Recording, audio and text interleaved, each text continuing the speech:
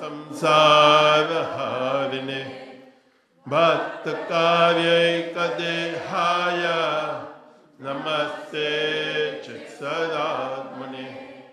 Om Namah Shivaya Gurave Sachidananda Murtaye Nishprapanchaya Shantaya Niralambaya Tejase. Om Sahana Bhavatu Sahanau Bhunnaktu Sahaviryam Karva Vahe Tejasvina Vadhitamastu Ma Vidvisha Vahe. Om Shanti Shanti Shanti. Sat Gurudev Maharaj Ki Jai.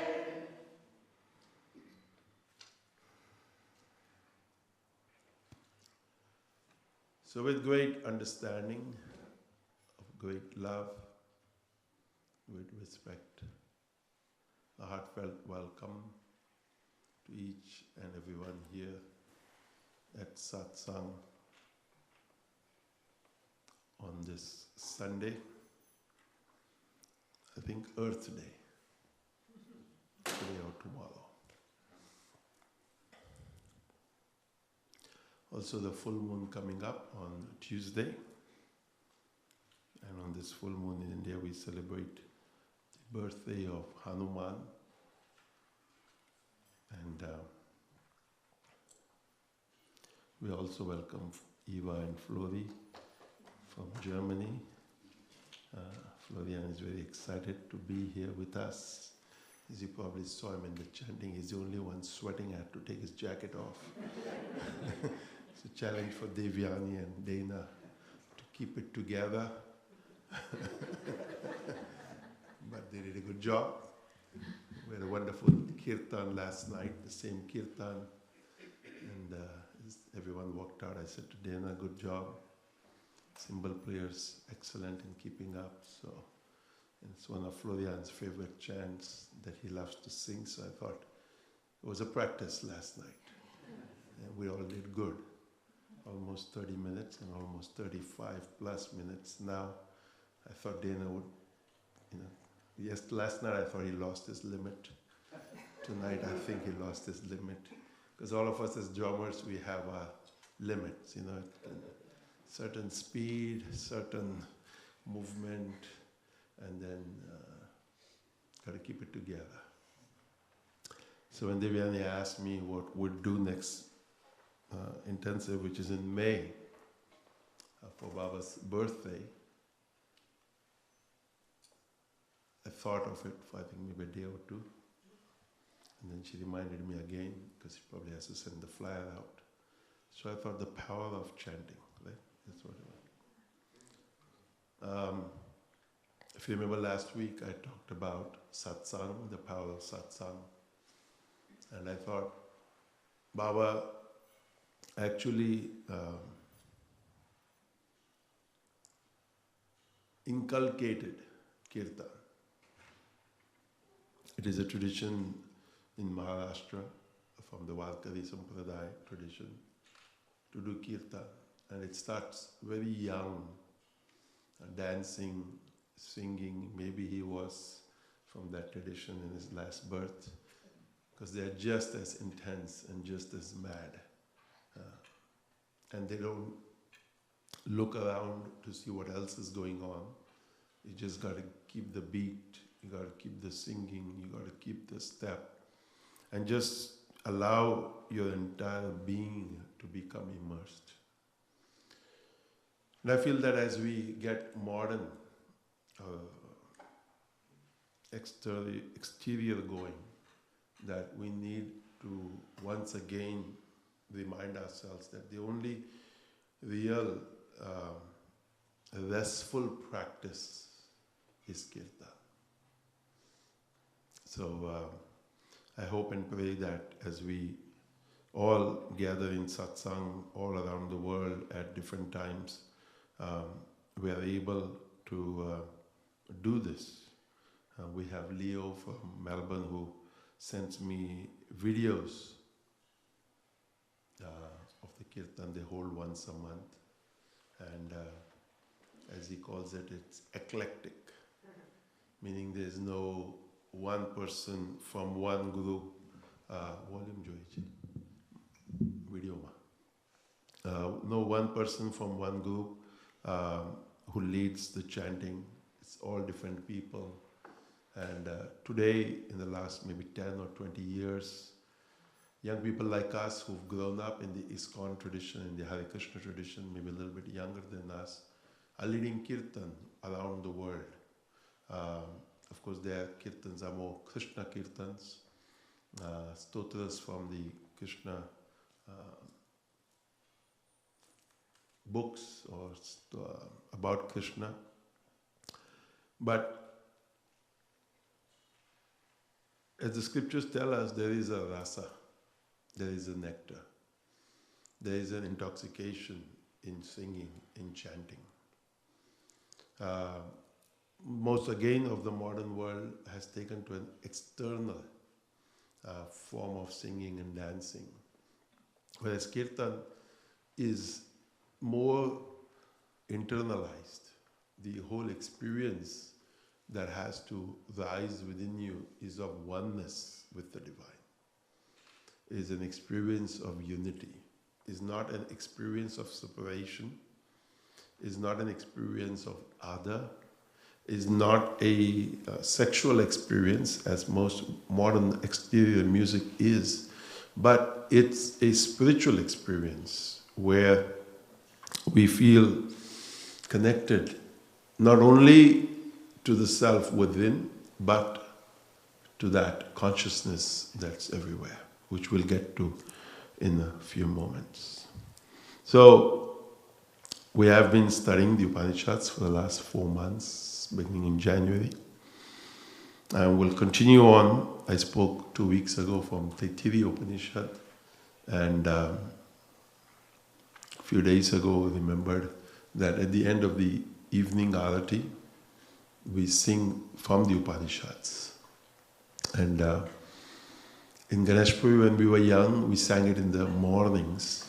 So many people actually didn't know of it. Even when we began it some 10, 20 years ago, the first reaction was, but we never did this in the evening.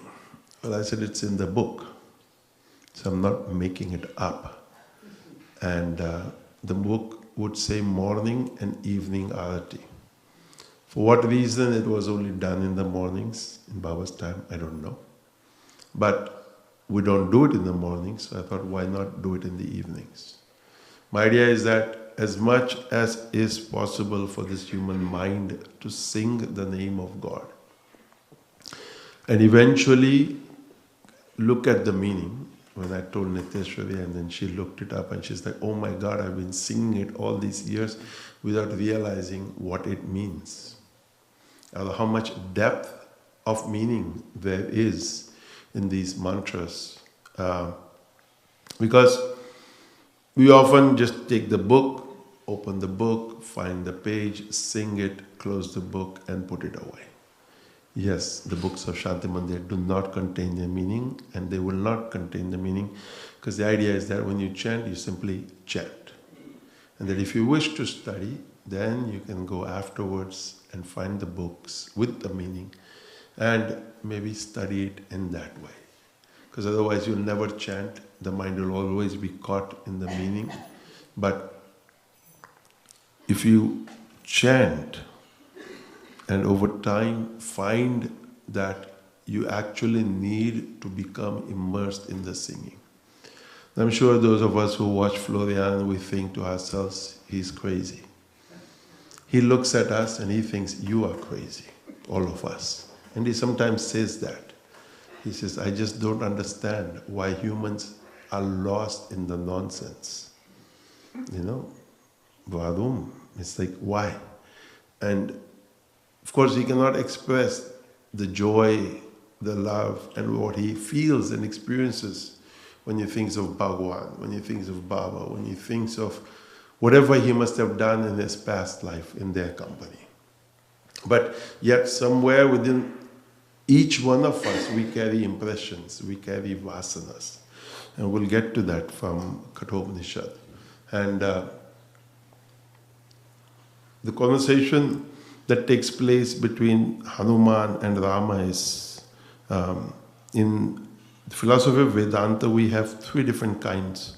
One is Advaita, which is monistic. One is Vishishta Advaita, which is qualified monism. And then Dvaita, which is duality. But all basically talk about the same knowledge, the same truth. And each devotee, each follower looks at it a little differently. Advaita talks only about Brahman, the absolute consciousness, and that there is nothing else. And that if one gains knowledge of that absolute, of that consciousness, then one can just remain immersed in that. Vishishtadvaita talks about Brahman as a separate entity and then says that Prakriti and Jiva, the Prakriti from which all of this creation is made and the individual, come from that Brahman, but they are separate or they are different. And there is bhakti or devotion in Vishishtadvaita. And in Dvaita, it says that there is Brahman, and from that Brahman there is this creation, and this individual can never become Brahman, but maybe through bhakti, devotion, and through vairagya, detachment, one could arrive there.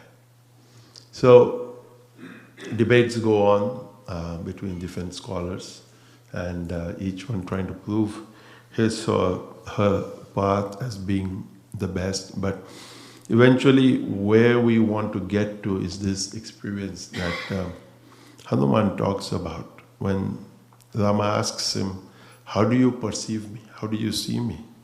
And Hanuman answers, Deha buddhya tudasoham, Jiva buddhya tudam shakaha, Atma buddhya tumevaham, iti me nishchita matihi. That when I look at you from the viewpoint of the body, then I am your servant, because I am the body, you are my Lord, and therefore I am your servant. But when I look at you from the sense of an individual self, of an jiva, then I am a part of you. But when I look at you from this point of all is consciousness, then we are one. There is no separation. So some of them sometimes talk about that we could take this as Vishishtadvaita, Dvaita, and Advaita. So Hanuman talks about what I think we probably all identify as that when I am feeling separate from consciousness, then there is this sense of there is my Lord and there is me, the servant. When we feel some connection to that divinity, then we realize that yes, there is some connection. But yet, at the same time, when we forget all of the separation, what we experience and what we know and what we see is that one consciousness. Because many of us for the last 30, 40, 50 years have heard this. Moments occur in all our lives where we experience this oneness. But then 99 moments out of 100 occur where you laugh, so which means you got it. Divani was very sweet. Over the years, she's always talked about, you got to see the goodness, you got to see the oneness, you got to see the greatness. And Ashit was visiting us yesterday, and somewhere in the midst of his conversation, he said, it was amazing about Baba. He said, when you hear him, he never talked bad or put anyone down. He always encouraged us to look at consciousness, to look at truth. And he actually, sometimes in his talks or when individuals would come and tell him, I feel badly or poorly of myself, he would say that that is a sin. That is a mistake to think of yourself as less than. And so when I think to myself, what is it that we want out of satsang? And what is it that we want to share with others about satsang? So then we can think of this, of what Hanuman says here is, Atma buddhya tamevaham iti me nachchitam matihi. That when I look at it from the self, or viewpoint of consciousness, there is no separation, there is no other, there is nothing else. And so when we come to this Upanishad mantras that we sing in the evenings, in the arati, most of you will recognize it as you sing it, because of course there's a change of tone. You know, by the time the evening arati goes, it goes down, down. And then it goes, Agnir yathaiko bhuvanam pravishto rupam pratirupo bhavuva. So here, as far as you probably remember, this whole conversation has taken place between Nachiketa, who is, some say 5, some say 7, some say 10. And it's going on because Nachiketa asks Yama. Now sometimes as Swamiji, when he speaks, he says, how many of you have gone to Yama and come back? Yama is the Lord of Death. So here, Yama, before he talks about this, he says, Yoni manye prapadyante sharirattvaya dehinaha sthanum manyenu anusanyanti yatha karma yatha shrutam. That each one of us goes through many yonis. Yoni kai? Uterus? Huh? Uterus? No. 8,400,000 species, right? So we've been through 8,400,000. So it says here, Yoni madhye praparantyante. So all of the various yonis you've gone through, you've created karma, and eventually you come to this human body. When you come into this human body, you have a choice, or choices again and again, of karma. React, respond. What is it that you are going to do? Where is it that your mind is going to stay? The other day we had Bhumi Puja here on Wednesday, and I said to everybody, I said, we need to all come together. We all need to come together to think of what is it that Baba Muktananda wanted of us. Okay, it's 40 plus years since he left his physical form. Here we are as we walk down today, and as I've said many times here in Satsang, 50, 60 years later, there's so many of us that are here today. We met Shelley and Peter as we were coming in, and I remember the early days in Pine Bush when Peter fell in love with Shelley.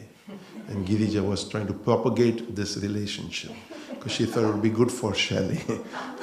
Because each one of us always feels what's good for the other. And I laughed in my own mind when I remembered that time when each one of us thinks, okay, I'm going to make this happen.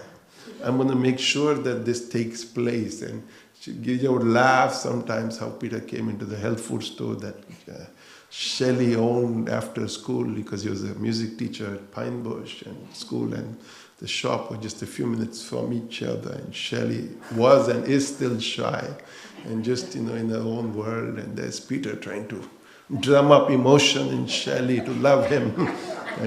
I can just imagine all this. And it's probably true for each and every one of us, because I'm sure each and every one of us has done this in our life. And then here we are, 30, 40, 50 years later. And each one of us has been through the storms and through the waves and through the ups and downs in life. And remembering that there is something good that I saw on you that first day. And what is that goodness? What is that which attracted me, which caught my attention? And I don't think any one of us can actually pinpoint and say, this is what I liked about you. Whether it is with the Guru, whether it is with a particular deity, whether it is whatever it is. But what is that?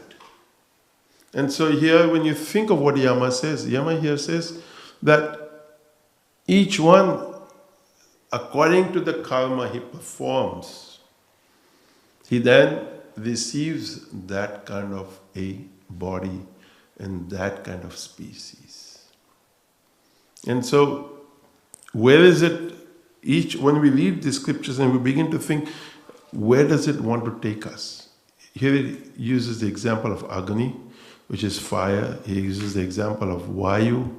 He uses the example of Surya, the sun. So fire, wind, sun. And so I was going to bring some props, but then... So basically it says, when you look at fire, when you look at air, when you look at the sun, they actually have no form or shape. Wind has no form.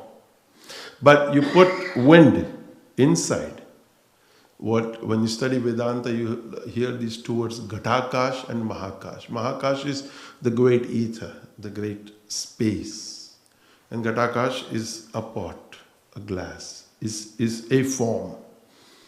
And so Vedanta asks us, okay, for a period, this water or this air exists inside this glass. But when you break this form, when you break this vessel, what happens to that air? What happens to the water that's in here? You cannot go into ether and say, there is my air. You cannot go into the ocean after you've poured your mug of water and say, here's my water. Because it has merged back into the great ether, into the great air. And so it says, while there is that oneness, but depending on the form that it enters, it takes on that particular form, or it takes on that particular shape. So whether it is fire, whether it is wind, but it says, Ekas tata sarva bhutantaratma rupam rupam pratirupo bhaishya. It is only one. And that is where we want to arrive at. The 1% has to become 99%, or the 1% has to become 100%. Come to the realization and come to the understanding that actually, what is it that's really going on? Sometimes on YouTube you can find some funny animal videos. I ran into one yesterday. I only watched a few minutes because I wanted to stay on my Upanishad topic. But when you look on YouTube for something, sometimes I watched it for a little bit for entertainment, because here we are as humans, we think we are so good, we are playing along with the animal, whether it's a horse or a donkey or a bull or whatever it is. And it also has that little itch to be funny sometimes, And so the horse throws its rider off while the rider is not aware. So at that moment, of course, if you're not hurt, you could have a good laugh. And you could realize it was funny. It was funny that I thought I was being funny riding the horse or the donkey or whatever it is. But yet, it's funny. Prabodha sent us, I think, 50 funny things out of India. And the one funny that I remember is the donkey can be ridden on or the donkey can be carried. So there's two people carrying the donkey on a motorcycle. And so, of course, Indians have a little issue with this, that Westerners come to India and take pictures of these funny things and go out and show that this is what India is. It is not what India is. I mean, we can travel the world and find funny things from around the world that people do and say this is what it is. But these are isolated incidents that take place and that happen everywhere, that people do that are funny. And it's a momentary laughing situation, momentary joyous, uplifting situation. But even in that, if we can just realize that there is an ananda of the self. For example, many people around the world watch stand-up comedy. And while it's funny, oftentimes it's not, when you begin to look at it, it's not healthy.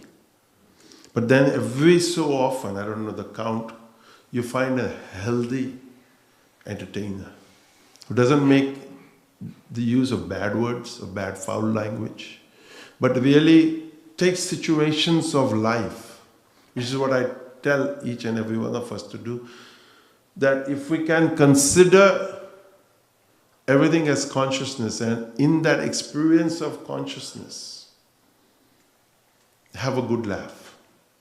But yet your subject or object has to have that sense of humor also. Because not everybody has that. Because sometimes people get upset. Why did you pick me? Well, you are the one who was there in front of me in that moment. And it's wonderful when you find that person is able to play along with you. And then when you walk away, be able to drop it. That's when I think, because many people take all of this so seriously. You watch a satsang sometimes on video and you see all these people sitting there. The self, the consciousness. And I think to myself, but there's so much joy in all of this. There's so much love in all of this. You can just enjoy it. You don't have to get so worked up, oh my God, I gotta go find that self. I gotta go find that consciousness.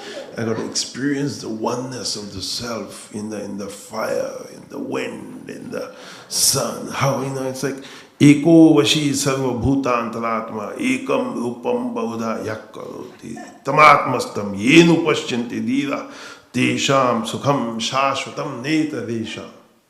So when you sing tonight, think of this, There is only one. Eko vashi sarva bhutantaratma. In all of us, there is only one. Tam atmastam yenu paschyanti dhiraha. The wise one has understood that there is that one. And that there is nothing else. Tesham sukham shashvatam netaresham. Such a being who has come to understand that, who is established in that knowledge, he realizes that this is sukha. Now we've had a whole intensive of sukha, was it this year or last year? And so sukha is a word I always say can't quite describe in English. It's being comfortable with yourself. Shashvatam, that which is eternal. So it's not that it's there at times and not there at times, or not there at times and there at times. It's there at all times. And that is the place that you want to get to, that is the experience you have to understand. And it may be that others may not understand it. So we can understand or imagine that a sage is sitting in the experience of that oneness. And imagine somebody like Bhagavan, lost in the experience of oneness of consciousness. And here we come in duality. Whatever our duality is.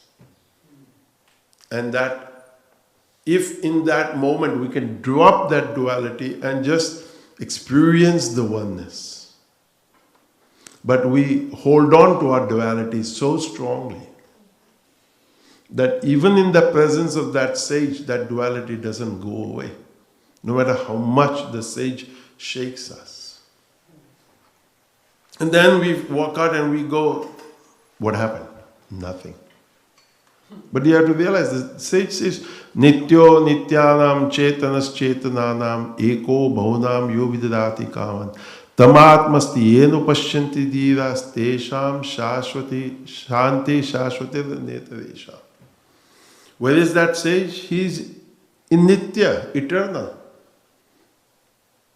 Nityo nityanam chetanas chetana. He looks at all of this as that eternal consciousness in its various myriad of forms.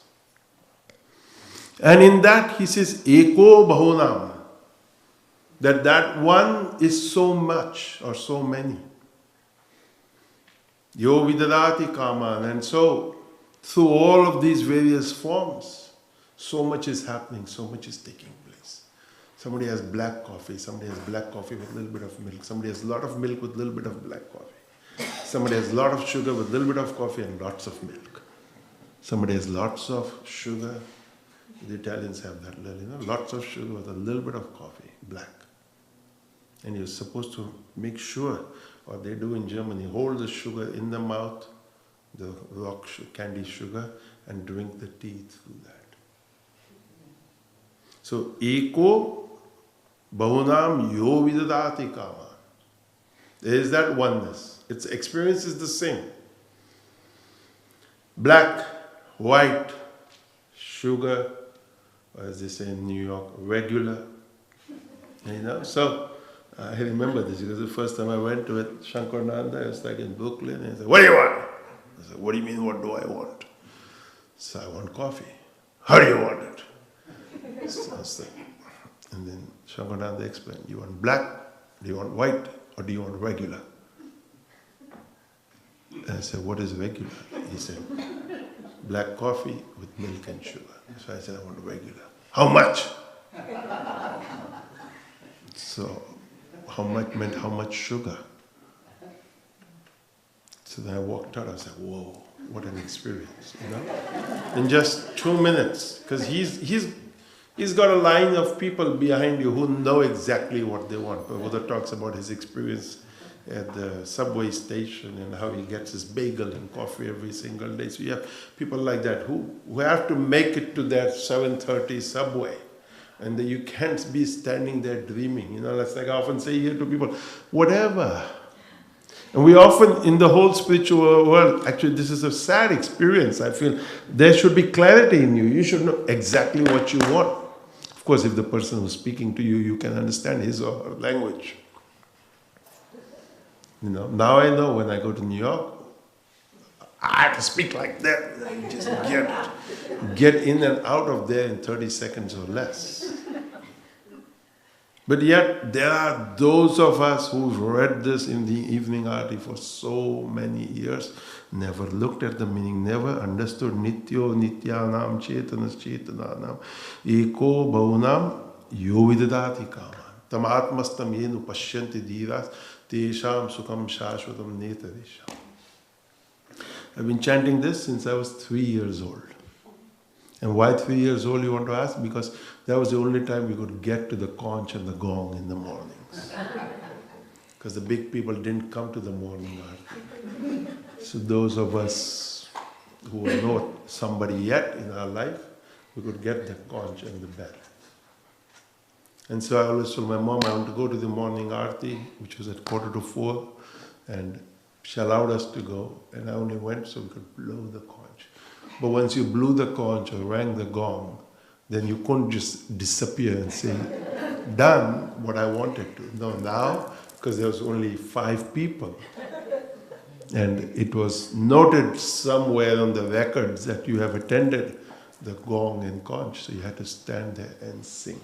Of course, we couldn't read, just from hearing, listening to the few elders that were there, we learned.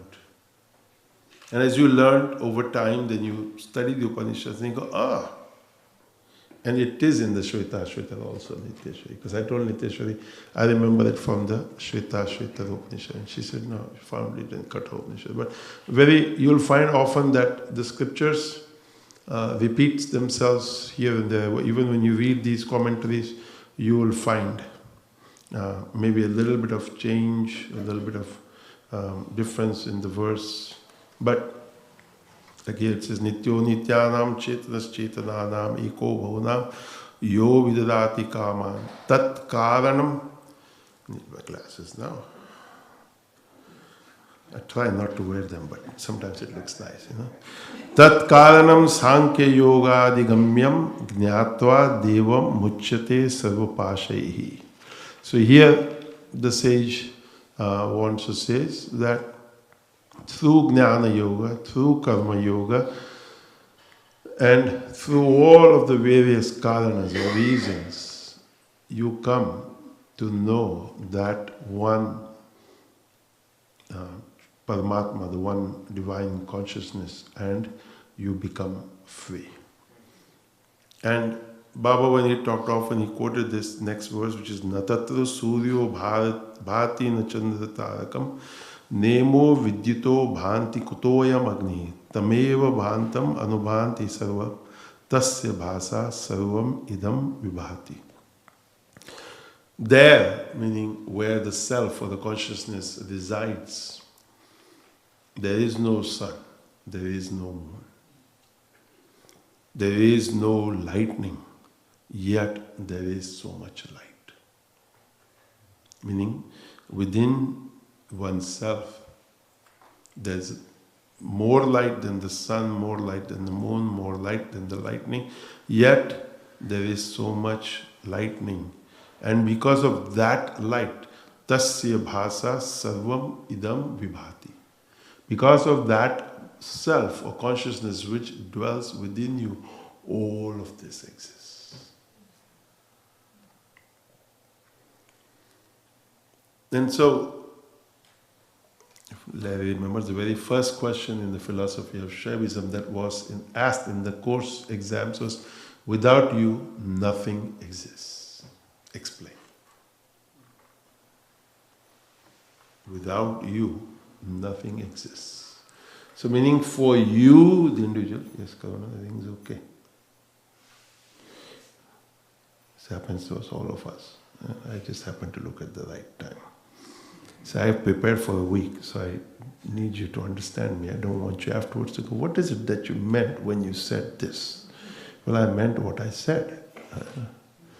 Because I don't say it if I don't mean it, or I don't understand it. But and imagine, it's like, if I'm 62, so 59 years of listening to this from the Arati.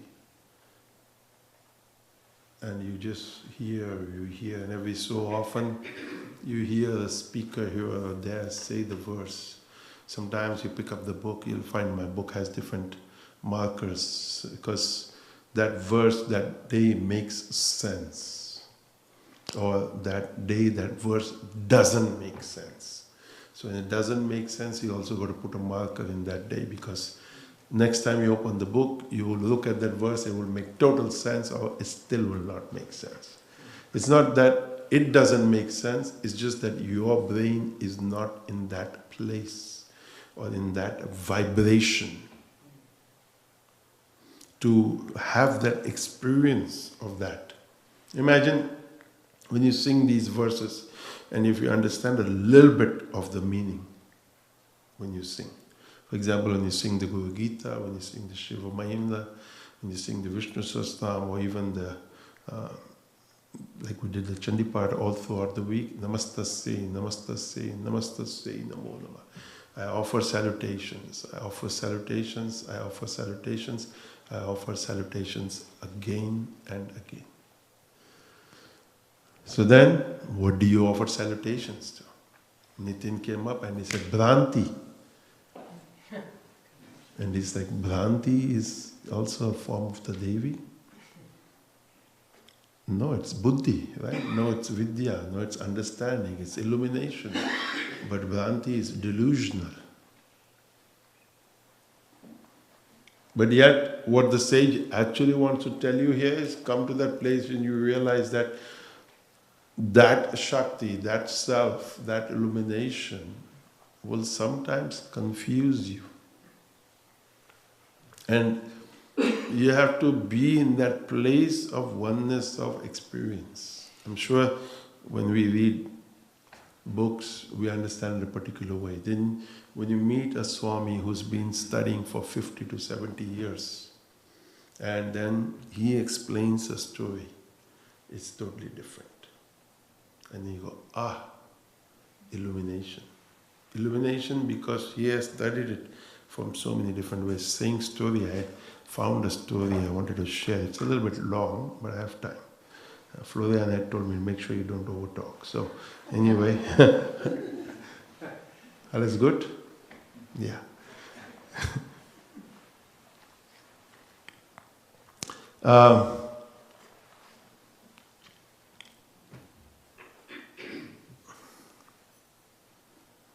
That was my quick tidbit about the Arati mantras. You want more, you can see Niteshwari, she has it in her email. But these are all things, it's like you have to take the book with you, keep it around, read, get confused, put it away. Don't think you'll get illumined the first time. If you say that, I know you're lying.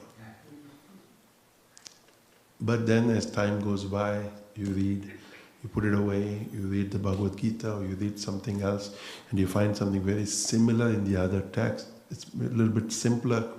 It makes sense. Then you come back here and this makes sense. This makes sense because you understood the simpler fact. Now imagine that each scripture tells us that there is only one consciousness. Yet our daily experience doesn't confirm that. We remind ourselves, yes, it's one consciousness, yes, it's one consciousness. But the myriad of dualities that exists within us, we live, in so much, is confusion the right word?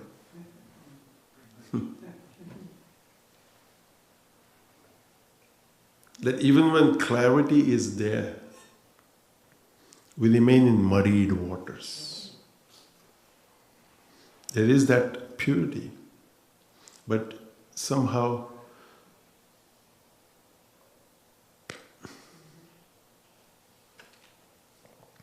anyway, this is supposedly a true story, and I think it's from Florida maybe, and they say it happened every Friday evening almost without fail when the sun resembled a giant orange and was starting to dip into the blue ocean. Old Ed came strolling along the beach to his favorite pier. Clutched in his bony hand was a bucket of shrimp. Ed walks out to the end of the pier where it seems he almost has the world to himself. The glow of the sun is a golden bronze now. Talking about the pier and all of that, Vanya from Western Australia sent me from a town called Bustleton in Western Australia that somebody dropped some hollow sculptures into the ocean, around which moss and everything has grown. And it is where the fish or the various kinds of aquatic animals can live in. And you can swim and see them. I thought, wow. Anyway, come back to Ed. Everyone's gone except for a few joggers on the beach. Standing out on the end of the pier, Ed is alone with his thoughts and his bucket of shrimp. Before long, he's no longer alone. Up in the sky, 1,000 white dots come screeching, squawking, winging their way toward that lanky frame standing there on the end of the pier. Before long, dozens of seagulls have enveloped him, their wings fluttering and flapping widely. Ed stands there tossing shrimp to the hungry birds. As he does, if you listen closely, you can hear him say with a smile, "Thank you, thank you." In a few short minutes, the bucket is empty. Ed doesn't leave. He stands there, lost in thought, as though transported to another time and place. When he finally turns around and begins to walk back towards the beach, a few of the birds hop along the pier with him until he gets to the stairs, and then they too fly away. Old Ed quietly makes his way down to the end of the beach and on home. If you were sitting there on the pier with your fishing line in the water, Ed might seem like a funny old duck. I've not heard this expression before, but Ed might seem like a funny old duck, as my dad used to say, or to onlookers, just another old codger lost in his own weird world, feeding the seagulls with a bucket full of shrimp. To the onlooker, rituals can look either very strange or very empty. This made sense to me. To the onlooker, rituals can look either very strange or very empty. They can seem altogether unimportant, maybe even a lot of nonsense. Old folks often do strange things, at least in the eyes of boomers and millennials. Most of them would probably write old Ed off, especially down in Florida. That's too bad. They would do well to know him better. Because he is Eddie Rickenbacker, a famous hero in World War I and in World War II. On one of his flying missions across the Pacific, he and his 7 crew members went down. Kalpit Bhai, what? He and his 7-member crew went down. Miraculously, all of the men survived, crawled out of their plane, and climbed into a life raft. Captain Rickenbacker and his crew floated for days on the rough waters of the Pacific. They fought the sun, they fought sharks, most of all, they fought hunger and thirst. By the 8th day, their rations had run out. No food, no water. They were hundreds of miles from land. No one knew where they were or even if they were alive. Every day across America, millions wondered and prayed for them, prayed for Eddie. The men adrift needed a miracle. That afternoon, they had a simple devotional service. Now I try to imagine this. And prayed for a miracle. They tried to nap. Eddie leaned back, pulled his military cap over his nose. Time dragged on. All he could hear was the slap of the waves against the raft. Suddenly, Eddie felt something land on the top of his cap. It was a seagull. Old Ed would later describe how he sat perfectly still, planning his next move. With a flash of his hand and a squawk from the gull, he managed to grab it and wring its neck. He tore the feathers. Starving crew made a slight meal for 8 men. Then they used the rest of it for bait. They caught fish and so on until they were found, and they made it through the rigors of the sea for another 24 days. Now Eddie lived many years beyond that ordeal, but never forgot the sacrifice of that life-saving seagull. And he never stopped saying thank you. That's why every Friday he would walk to the end of the pier with a bucket full of shrimp and a heart full of gratitude. Eddie Rickenbacker was the founder of Eastern Airlines, for those of you who remember. He was a race car driver. In World War II, he was a pilot and America's first ace. He was an instructor, military advisor, and flew missions with the combat pilots. He is a true American hero, and now you know another story about the trials and sacrifices that brave men have endured for your freedom. I choose to pass this story along as it was passed to me from my father. It is a great many story that many don't know. I think it exemplifies a couple of life's lessons to be remembered. You've got to be careful with old guys and gals. You just never know what they have done during their lifetime. It also speaks to me about how we never know what adversity we might face. But when we put our talent, both mentally and physically, together, we can overcome. But we must never forget what we learned, and to remember to thank those that helped us through, even if it was as something seemingly meaningless as a seagull, and to pay it forward. Now you might think, why did I think? I thought, when you think of this whole one consciousness, Eko Vashi Sarvabhutantaratma, Ekam Rupam Bodha Satakaroti, that when you think that there is that one consciousness, and that one consciousness takes care of each and every one of us. You'll find such stories in the lives of different saints and different things that happen to each one of them, and how I feel sometimes when you're on a path and you're desperate, and that desperation, oftentimes we want to give up. We want to forget that oneness, that one consciousness. Because you feel that I'm praying, it's funny that they have this, that there is a devotional service. Now, what made these people on a lifeboat think to have a devotional service?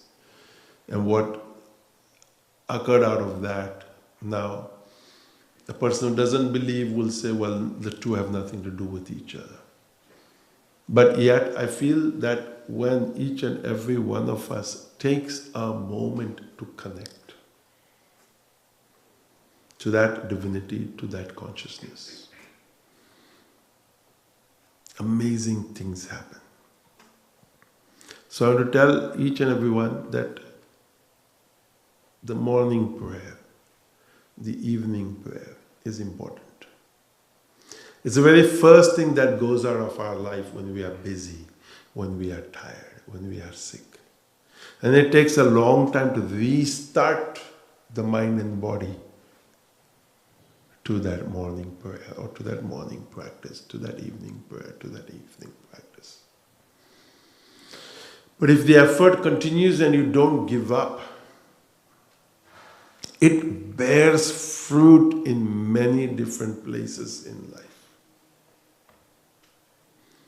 To the onlooker, as he said, it might be a meaningless ritual. But when you begin to put forth the effort and to think to yourself of what is possible, but it's a commitment. खाली कुर्सियां हैं इधर उधर, आप ढूंढ लोगे तो मिल जाएगा. But I often feel what the prayer does, it makes you subtle.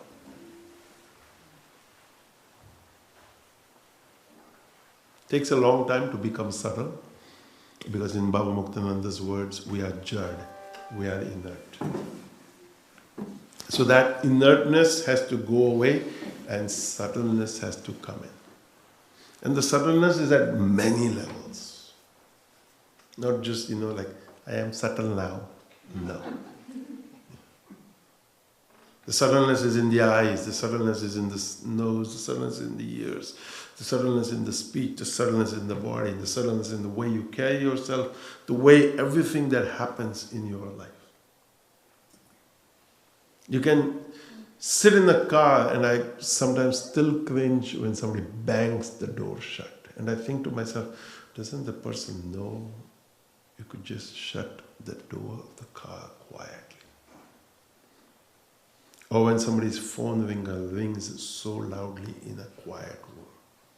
that they haven't realized yet that they are walking into a quiet space and they could turn their finger down or off.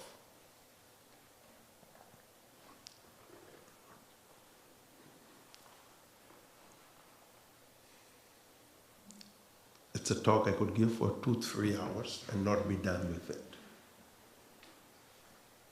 Somebody could think, yeah, you are too picky. But I'm not. You look around at society, you look around at people, you look around at articles that are written, and then you look at interviews given by people, you look at little things that different people have said. And you realize, wow, this is the little change, this is the little movement, this is the little shift that I could do. And my conversation with Devi often is just that why isn't somebody who claims to meditate, somebody who claims to be a spiritual person, why isn't that subtlety awake within them? Why can't they see it coming? Why can't they already visualize? And it's not about being smart or wise or intelligent or any of these things. It's just about being subtle. And where did I learn this? I learned this from Baba Muktananda. He didn't give us classes, he didn't give us workshops, he didn't give us anything. But just in the activity that you performed with him in his presence. And a simple thing I share often. Two things come into mind at the same time. I think this is my challenge always. It's like, in the month of May, he would be sitting on his seat in the courtyard, for those of you who remember. And just maybe 25 feet away from him was a hand water pump. And those of us young who lived with him, our seva in the afternoon was to pump the water, fill our bucket, and then fill our watering can, which had a little shower. If those of you know watering cans. So you carry your bucket, you carry your watering can, and you go and you water the plants. Now as you filled your bucket at the water pump, at the hand water pump, you could not spill out of the bucket. You could not spill out of the can. And he was sitting 25 plus feet away, not looking at you, but aware of the possibility of that idiot who could, for a moment, slip and the bucket or the watering can could overflow. Now there was maybe 20 of us, 30 of us, sometimes 50 of us, sometimes 75. And to go, do your thing, come back, stand in line, go do your thing. And it was not easy, you're little and you're pumping. For those of you who've ever used the water hand pump, you know. Of course the grease was there, the oil was there, everything was there, but it was still a good exercise. And so you learned, when I say this word, subtle, in that moment. The bucket had to be full, because you wanted to make sure that you could get as many plants as possible. The watering can had to be full, but not so full that when you lift it, the water falls out. Not so full that when you step off the platform that the water falls down, and not so full that as you walk to your destination, you're spilling water along the way. It was hot enough that it would dry in seconds and nobody would know, but Baba Muktananda would know, or his assistant or secretary would know, just to be next to you in that moment when your water fell and the slab fell immediately on you at the same time. Or we would have these heavy brass jugs from which we served water in the dining hall. When you're young, that jug is heavy, full of water. And then the glass was on the floor and you were up and you were pouring water. And the water had to go in the glass. Again, the same thing. Never fall out. Never overfull. Never so full that when the person picks it up, it drops, spills. Now at that time, none of this made sense. You just thought he was a, whatever the word you want to use. But now today, 30, 40, 50 years later back, when you look at life and you look at some things you do and you wonder, how did you learn this, or where did you learn this, or you meet some idiot who asks you, but how did you know? And you have to think back to that moment, to that time when that training took place. And then this, what I just said, Eko Vashi Sarva Bhutantaratma. Ekam Rupam Bodha Yakuroti.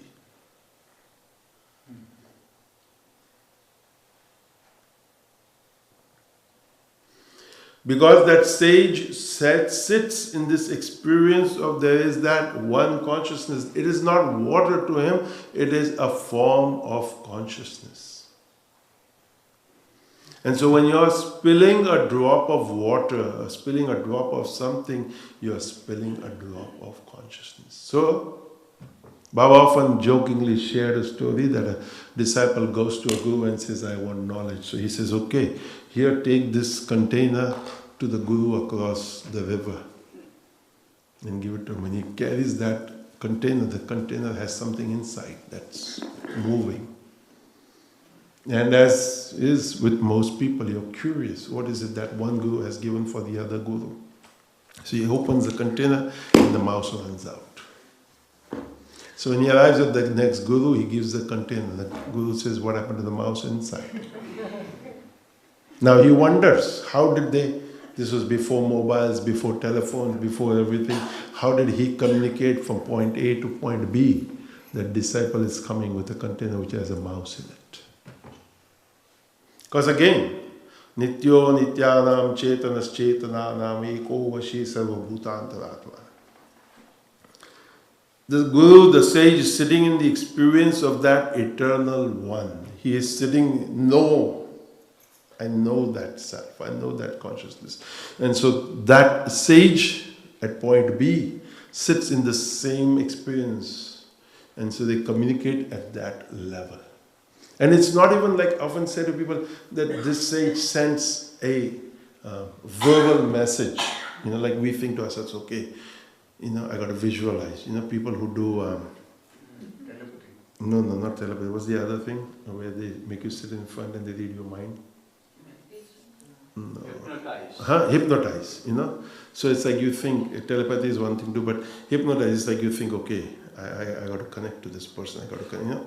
It's like it's like so much effort on the part of the person who's being hypnotized, the person hypnotizing. It's like, and you imagine the exact opposite of the sage. He's simply sitting in his own ecstasy. And you come to him and he says, here, take this and go there. And he's not sending vibrations. It's not, you know, like that's what many people think, oh, the Guru's going to send vibrations. The Guru's going to send consciousness. The Guru's going to take his, you know, peacock feathers and go, ba, ba, ba, ba, ba, ba, here. You know, 10,000 pounds of consciousness. I'm so sorry to all of you who think these things. Because having grown up with Baba Muktananda and having lived practically with him, I realized that again, when you think of this Dvaita, when you think of this duality, when you think of this separation, we live in so much what I call nonsense. And so that's why that 99% of the time when I don't recognize that consciousness is because of simply this. Did he? Did he not?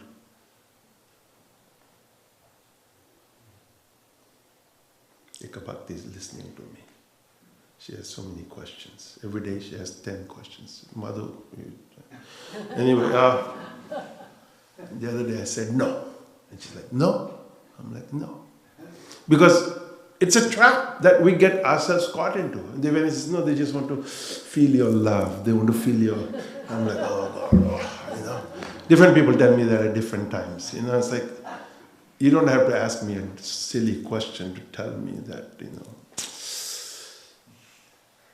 I can have fun with you in a totally different way and you would not relate to me at all. But you would have to get back to that space of oneness and get out of this idiocy that you live in. Because To me, I often feel that the presence of Baba Muktananda is present. I don't imagine that he left, he's gone. Okay, the physical form is gone, yes. But the experience of that oneness, of that consciousness. So when I talk about the water pump or the pouring of the water, all of the Upanishad mantras, it's as if his presence is alive. And I don't say this from any convoluted, egoistic viewpoint, but I feel, as Lord Yama says, the gift of lifetimes of something that has happened over time. And to each one of us, I feel it should come naturally. So next time you read these evening mantras, and you will ask me, where do I get the meaning? I already told you where to get it from. Do you remember?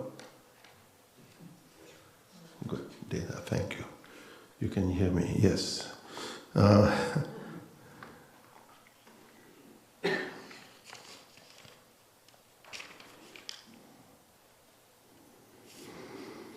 Anyway, there's also the book. I've seen, I think, about 10 copies still in her office. $30. Huh? $30. $30. But the print is small. You need a magnifying glass. And it's good fun.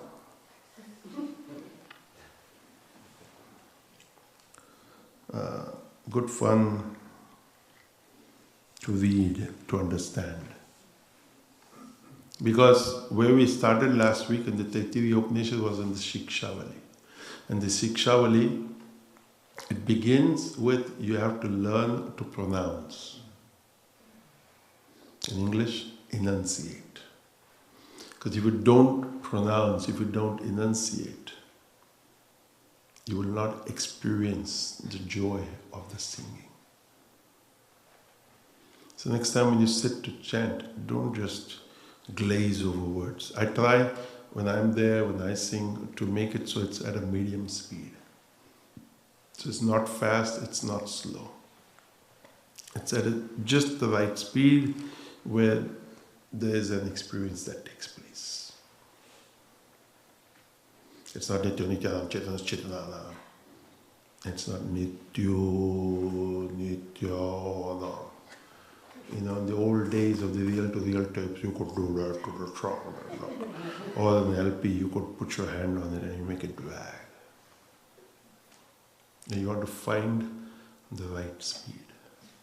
And at the right speed, you will find that your body sways in the right way, like a pendulum. And at the end of that, 30, 45 minutes, 60 minutes, whatever it is that the chant takes, you find that experience of oneness. Because it's been done at the right meter, the right way, the right method. And there are some people who still object to the Guru Gita being sung a little differently than it was sung in Baba's days.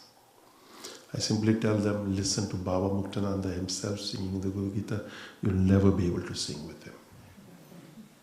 Solo. Any of the chants. Because he sings in his own ecstasy.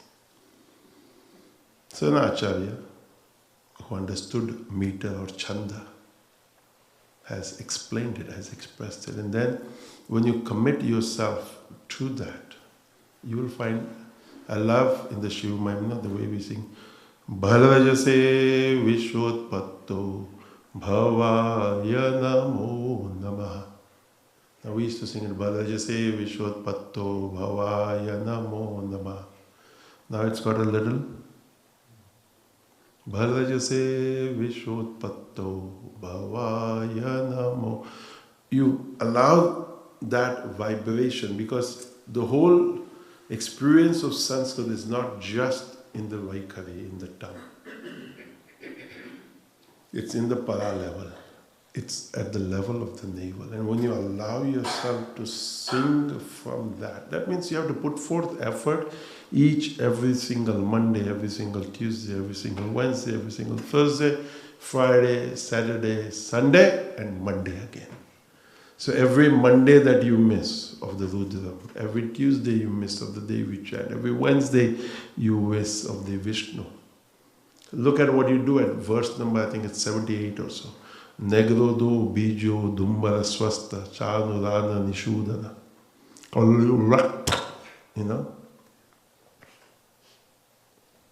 Because it's difficult for an English-speaking tongue to get negrodo bijo dumbara swasta chanurana nishudana. But you practice. And somebody I know will say, what does it matter to me? All I want to do is meditate. But what about all the crap that's in your mind? That needs cleansing, that needs purification. That cleansing and that purification happens through mantra. When you again go back to this whole thing of subtle, and if you can relate and understand, what does Swadhyaya do? The Upanishads remind us again and again. Swadhyayan mahpramada. Do not be lazy. In the Subhashita, it says, Alasyanam hi sharirasto mahan ripuhu. If there is an enemy within my body, it is laziness. So practice is important. And as you practice, you become better, you understand better, you see better, you know better. You're able to express it better. Right now we say, yeah, it's okay. It's okay, whatever is okay. No, it's not okay. Refine your senses, refine yourself, and then come to that place. And not just at an imaginary place, but a place that's wonderful. And then think of what the Upanishad says, Vayu riyathaiko bhuvanam pravishto rupam arupam pratirupo babuva ekastata sarva bhutantaratma rupam arupam pratirupo bahishcha. What is that wind? Right now I can't see it. I don't know it, but I feel it, I experience it. But come to that place and become subtle and see how that wind takes different forms as it enters the different forms. And as it enters the different forms and it takes the different shapes, come to experience that oneness and come to realize that whether it's inside the form, or whether it is outside the form, there is simply that oneness. So we're grateful to the sages who channeled these Upanishads and the knowledge and the wisdom to their disciples. And here we are, so many years later, sitting, thinking, talking in Walden, New York. And at least for moments, a glimpse of that one consciousness, an experience of that oneness.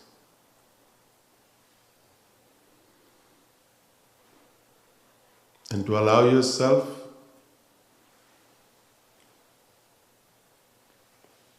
that ananda,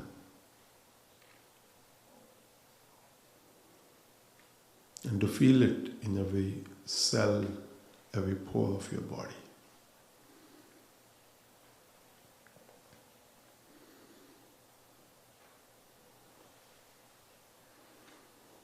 So we'll end with Danya Danya and so on.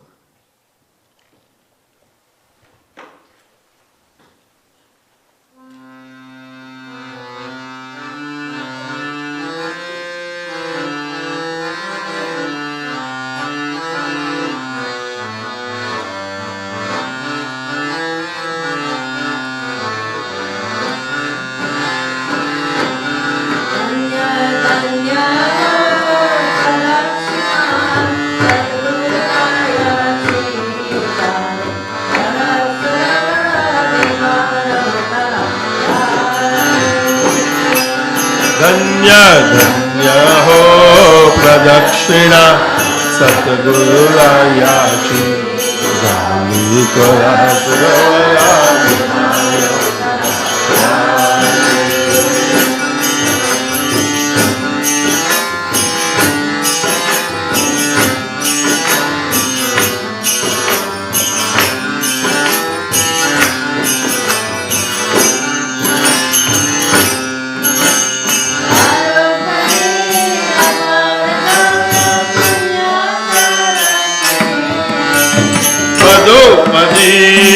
अपार झाल्या पुण्याच्या राशी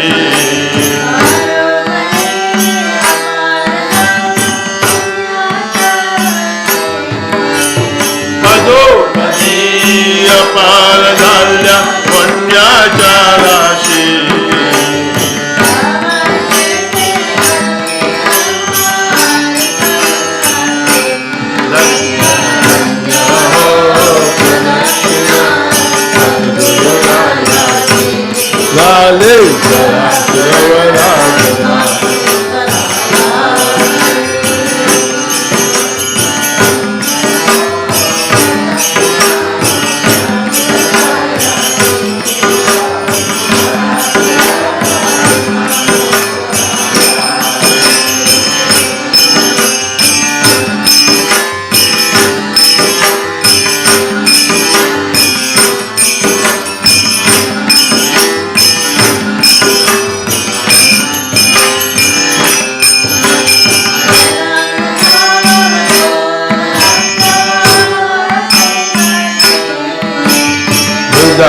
तांडूल भक्त भावाचे गाते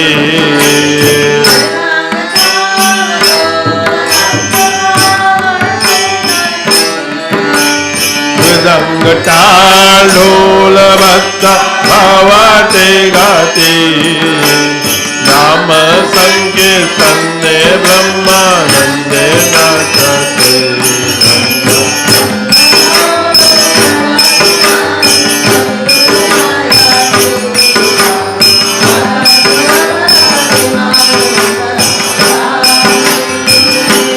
धन्य धन्य हो प्रदक्षिणा सद्गुरुरायाची राजवराजी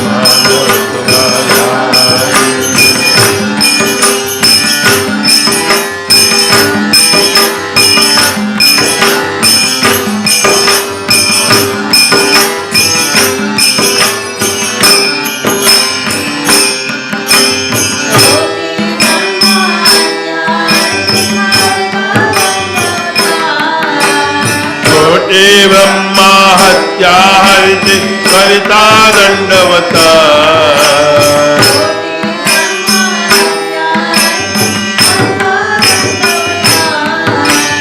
कोटि ब्रह्मा हत्या हरिति करिता दंडवत लोटांगण घालिता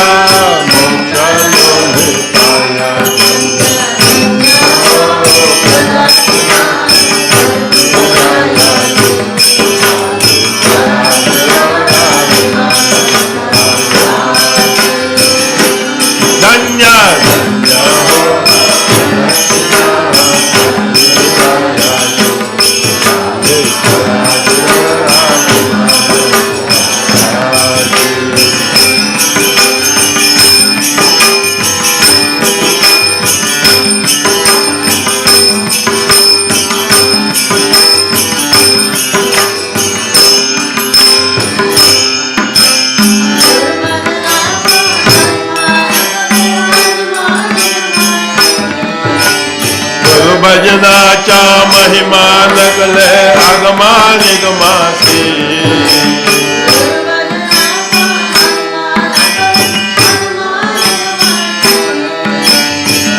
भजनाचा महिमा लगले आगमा निगमासी अनुभवते जानती जय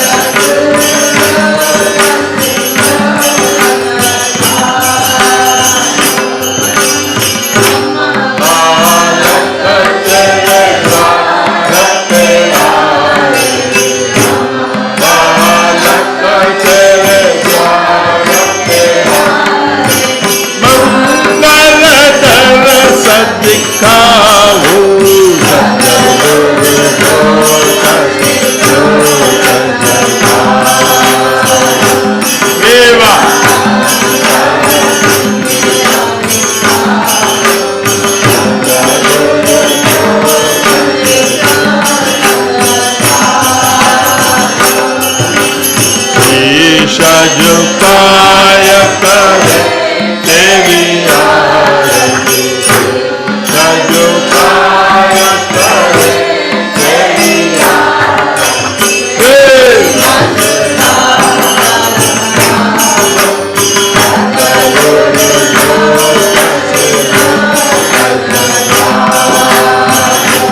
Meva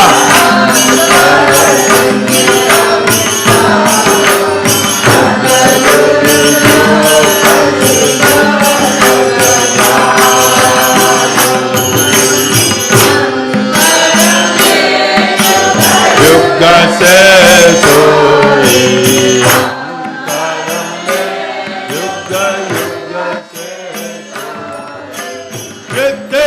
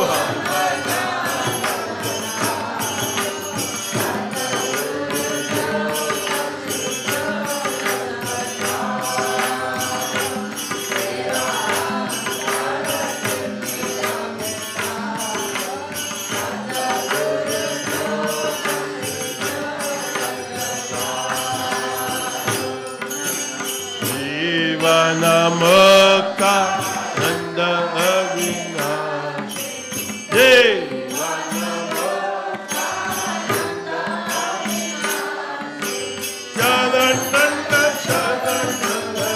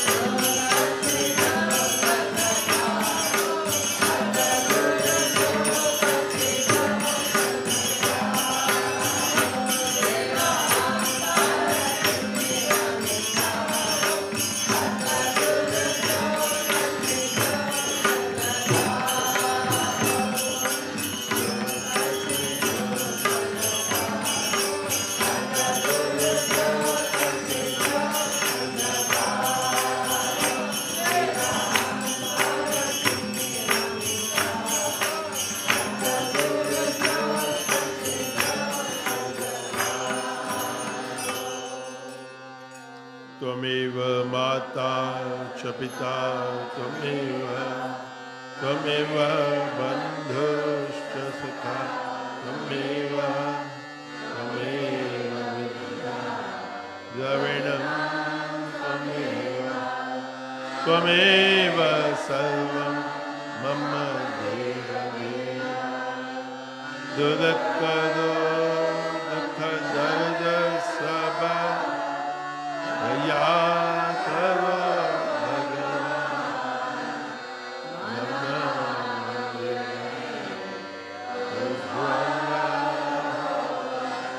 Deva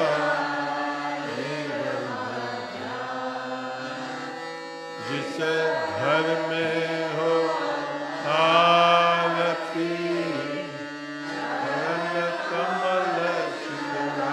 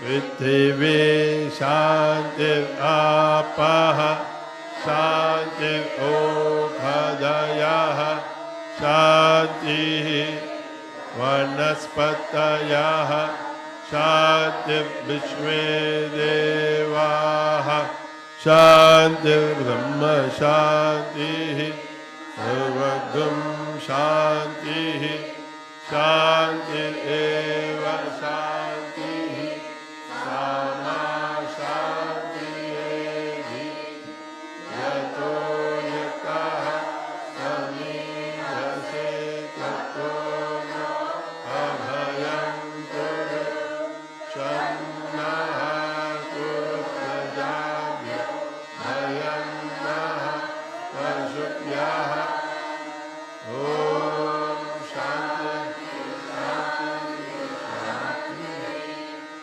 Shanti Bhavati Sarva Vishta Sarva Padma Shanti Astu Sadgurudam.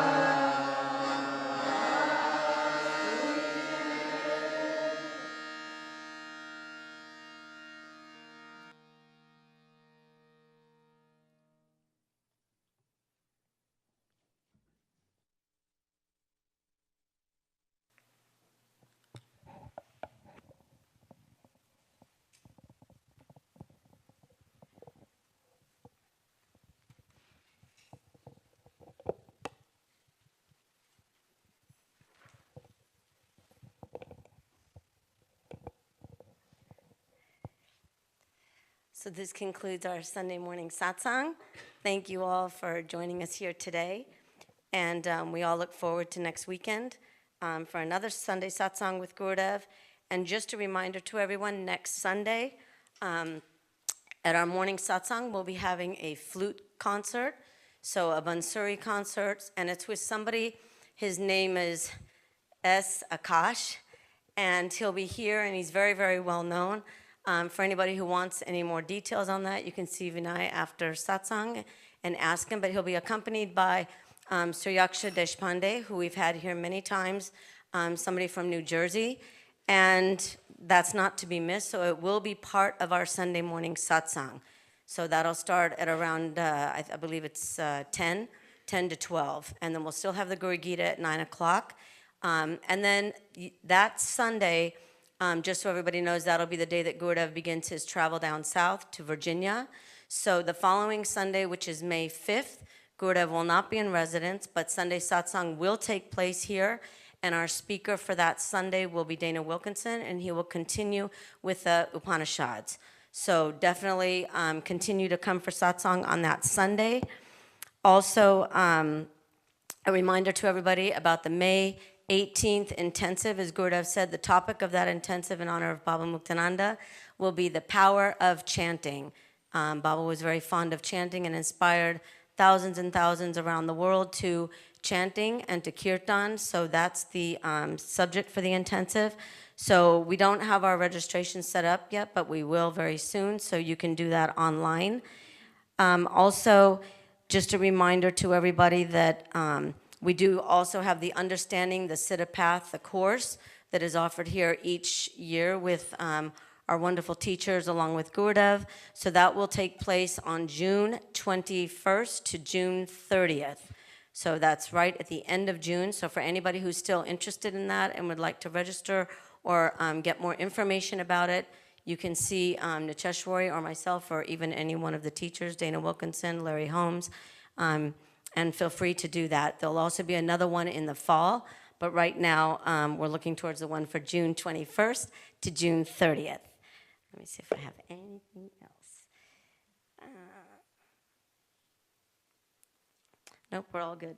So everyone's invited to come up for darshan, followed by, we're always good, and followed by darshan, and then lunch prasad in the dining room. So thank you again all for your presence here, and it's lovely to see everyone again and again. Sadhgurunad Maharaj Ki Jai.